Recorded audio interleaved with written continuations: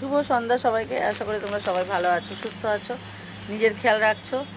আর আমি আজকে চলে এসেছি হ্যাশট্যাগ আমরা সকলের টপিক নিয়ে। আজকেরটাও বলবো আর লাস্ট দুদিনেরটাও বলবো। তো যেটা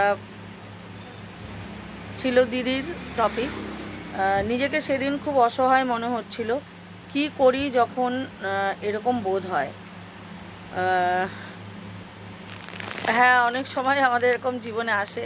এটা আমাদের রঞ্জনা দিয়ে টপিকটা দিয়েছে। তো আমাদের প্রত্যেকেরই আসে লাইফে, যে এমন কোনো সময় যায় যে নিজেকে ভীষণ অসহায় মনে হয়। কিন্তু ওই যে আমরা বলি না যে কোনো কিছু হয় আমাদের সাথে, সেটা কোনো না কোনো কারণ ছাড়া হয় না। তো কোনো সময় অসহায় যদি মনে হয়, সেটাও আসাটাও আমার মনে হয় আমাদের জীবনে জরুরি। কারণ ওই সময়টা নিজেদেরকে যারা আমরা বুঝি, নিজেদেরকে সেই সময় কতটা নিজেদেরকে কন্ট্রোল করতে পারছি, সেটা একটা এক্সামের মতো। হ্যাঁ, কতটা নিজেকে ঠিকঠাক রাখতে পারছি, সেইটা একটা বিষয়। অনেক সময় হয় যে অসহায় লেগে মানুষ অনেক কিছু করে, সুইসাইড করে ফেলে বা কোনো খারাপ ডিসিশান, ভুল ডিসিশান নিয়ে ফেলে। তো সেইগুলোই খেয়াল রাখা মনে হয় আমি মানে রাখা উচিত আমাদের সবারই, যে যখন নিজেকে খুব অসহায় মনে হবে তখন একটাই কথা ভাবা উচিত যে ঈশ্বর আছেন, যেটা আমি ভাবি যে ঈশ্বর আছেন আমার সাথে সব সময়। তিনি এটা যখন আমার সামনে এসছে, তো কিছু না কিছু কারণ আছে এর, হয়তো আমার ভালোর জন্যই, বা হয়তো এটা আমারই কোনো কার্মিক প্যাটার্ন, কার্মিক অ্যাকাউন্ট যেটা চুক্ত হচ্ছে। তো সেটাই, সব কিছুর জন্যই ঈশ্বরকে থ্যাংক ইউ জানানো উচিত, যে কোনো পরিস্থিতি আসুক না কেন। আর নিজেকে যারা বুঝে যাব, যে যারা এগুলো মানে বুঝবো যে কার্মিক অ্যাকাউন্ট কি করলে কি হয়, যেটা যদি কেউ আমরা সবাই কিছু না কিছু বুঝি, অনেক সময় বুঝেও অনেকে করে না, আর কেউ বুঝে সেটাকে শুনে সেটাকে মনে করে যে হ্যাঁ এটা করা উচিত, এটা ঠিক, আমার জীবনে আমি লাগাবো, তো সেইটা কেউ লাগায়। তো অসহায়তা অনেক সময়ই মনে হয়েছে। তখন সত্যি কথা একটা সময় ছিল যখন খুব ভেঙে পড়তাম, কিন্তু এখন আর ততটাও ভেঙে পড়ি না। এখন যেহেতু অনেকটা বুঝেছি এই বয়সে এসে, এখন নিজেকে সামলাতে শিখে গেছি, যে নিজেকে অনেকভাবে বোঝানোর, অনেকভাবে করার একটা বয়স বা সময় এসছে। তো সেই জন্য এখন আর অতটা ভেঙে পড়ি না। অনেক কিছুই জীবনে মানুষের প্রত্যেকেরই আসে, অসহায় মনে হয়, কিন্তু এখন সেই অসহায়তাগুলো ভাবলে মনে হয় যে অতটাও অসহায় ভাবার দরকার ছিল না। ওটা একটা সিচুয়েশান এসছিল, একটা সময় এসছিল, সেটা পেরিয়ে গেছে। আর এরপরে যেটা টপিক ছিল সেটা হচ্ছে রবীন্দ্রনাথ ঠাকুরের একটা বাণী, তরিখানা বইতে গেলে মাঝে মাঝে তুফান মেলে, তাই বলে হাল ছেড়ে দিয়ে ধরবো না, কান্নাকাটি ধরবো না।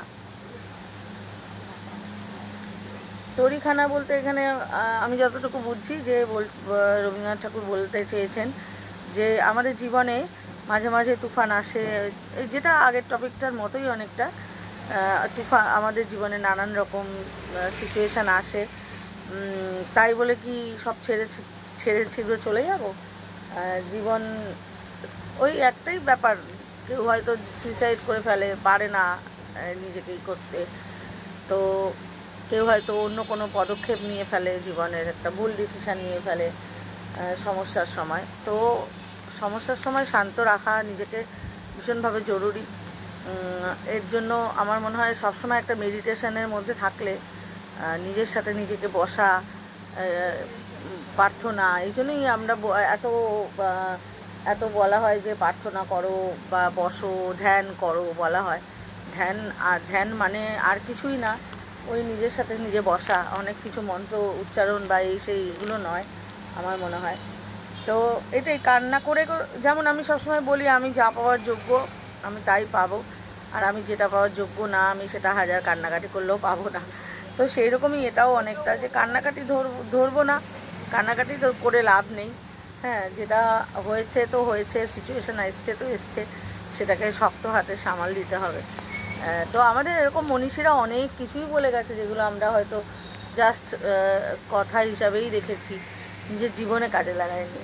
তো নিজের জীবনে আমার মনে হয় যে কোনো মনীষী যাই বলে গেছে সেগুলো জীবনে কাজে লাগালে মনে হয় আমাদের অনেক উন্নত হবে। আর আজকে আমাদের টপিক দিয়েছে রেবাদি, মানুষ হয়ে মানুষের প্রতি ঘৃণা সবচেয়ে বড় অপরাধ নয়, কিন্তু মানুষ হয়ে মানুষের প্রতি নিষ্পৃহ থাকা ক্ষমার অযোগ্য। জানি না দিদি এটা কি বলতে চেয়েছে, তবে আমার তো মনে হয় মানুষকে ঘৃণা করতেও আমি ভাবি যে ঘৃণা করব। আমার কাছে তো এটা মনে হয় যে মানুষ, সব মানুষকে ভালোবেসে যাব। আমরা একটা মানুষকে ঘৃণা তখনই করব যখন সে আমার পছন্দ মতো হবে না, বা আমি যেরকম ভাবি মানুষ এরকম হয় এরকম, তো সেই রকম মানুষ না হলে তখনই আমরা ঘৃণা করব, বা আমার সাথে কোনো খারাপ কিছু করলে। তো আমার তো মনে হয় যে ঘৃণাটাও মানে ঘৃণা করাটাও একটা মানুষকে যদি আমাদের আন্ডারস্ট্যান্ড না থাকে সেটাও আমাদের করা উচিত না, ঘৃণাটাও আমাদের।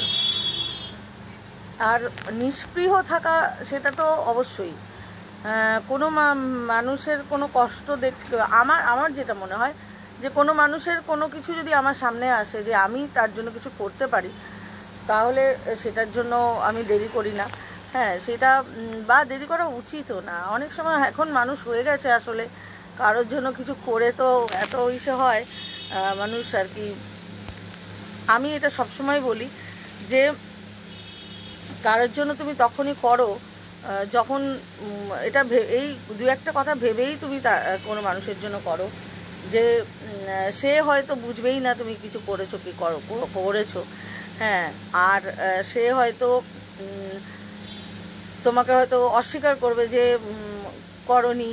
হ্যাঁ, বা হয়তো সে তোমার ক্ষতি করবে, তুমি হয়তো তার উপকার করেছো কিন্তু সে হয়তো তোমার ক্ষতি করবে। এইগুলো ভেবে, বা তুমি কোনো আশা করতে পারো না যে আমি করেছি আমার জন্য করবে কেউ, সেই রকম সব কিছু আশা, সব কিছু এক্সপেকটেশান, সব কিছুর মানে ওরকম ভেবে যে কারোর জন্য কিছু করছি এরকম নয়, এরকম না ভেবেই করো। তো সেই জন্য নিষ্পৃহ থাকাটা এটা সত্যিই অন্যায়। কোনো মানুষ খুব কষ্টে আছে, চোখের সামনে দেখছি, সেইটা তো দেখা যায় না। সেটা আমার মনে হয় কেউই সেটা দেখতে পারে না, যে যতই মানুষ যত খারাপই হোক না কেন, মানে যতই মানুষ যেরকমই হোক না কেন অন্যরকম, তবুও যতই ধরো মানে নিজের চিন্তা করা যতই হোক না কেন, তবুও মানুষ মনে হয় এই জিনিসটা করে না। কারোর সমস্যা মানে কোনো বিপদ কিছু দেখলে যদি কিছু করার থাকে তো মানুষ করে। তো এটাই আমার মনে হয়। জানি না যেবাদি কতটা কি বলতে চেয়েছে, তো আমার তো এটাই মনে হয়। চলো, সবাই খুব ভালো থেকো, সুস্থ থেকো, টাটা। বলো কেমন আছে? বিপদে পড়ে এসছি।